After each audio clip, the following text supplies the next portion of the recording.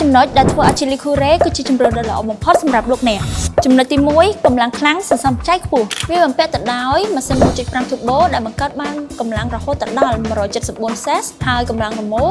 290 Nm រួមជាមួយនឹងប្រអប់លេខ7វគ្គអូតូធ្វើឲ្យការបើកបរស្ទុះទៅមុខបានយ៉ាងលឿនកម្រិតនៃការស៊ីសាំងវិញក្នុង100 km ស៊ីត្រឹមតែ5ទៅ6លីត្រតែប៉ុណ្ណោះចំណុចទី2មានបច្ចេកវិទ្យាទំនើបនិងមានភាពទាន់សម័យបានបំពាក់មកជាមួយនឹងអេក្រង់កំសាន្តធំរហូតដល់ 12.3 អ៊ីងកម្រិតច្បាស់ត្រជាក់ភ្នែកងាយស្រួលមើលរួមទាំងមានកន្លែងសាក់ថ្មទូរស័ព្ទឥតខ្សែនិងដំបូលបិទបានយ៉ាងធំទូលាយចំណុចទី3